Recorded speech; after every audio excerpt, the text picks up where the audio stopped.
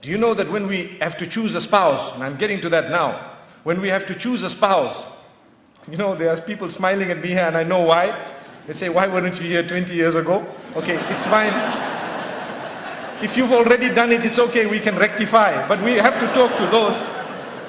We have to talk to those who have not yet chosen the spouse. And even if you have, try and go back and see the qualities that you have looked at and develop on them, develop them. When you choose a spouse, the hadith says there are several things that people look at. Al-mal, some people look at wealth. Al-jamal, some people look at beauty. Al-hasab, some people look at the status of the person. And some people look at the nasab, which is the lineage of the person. And some people look at the deen and the religion of the person.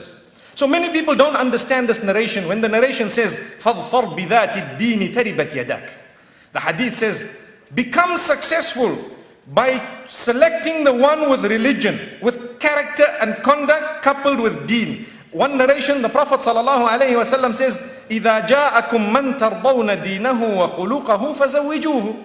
When a proposal comes from someone whom you are satisfied with their level of character and conduct, or in fact starting with the level of deen and character, then allow them to get married. Allow them to marry. You're looking at two things. Character and deen, which means if the character is great and good or equivalent to yours, slightly higher, and the deen level is equivalent to yours, slightly higher, then you stand a better chance for your daughter to be in a home where she will be happy. Get them married. So why is it that when it comes to wealth and looks and so on, some people think that in Islam you don't look at looks. You know, you don't look at looks. As it is, the women are supposed to be covered. So you don't look at looks. That's wrong. The hadith didn't say do not look at looks.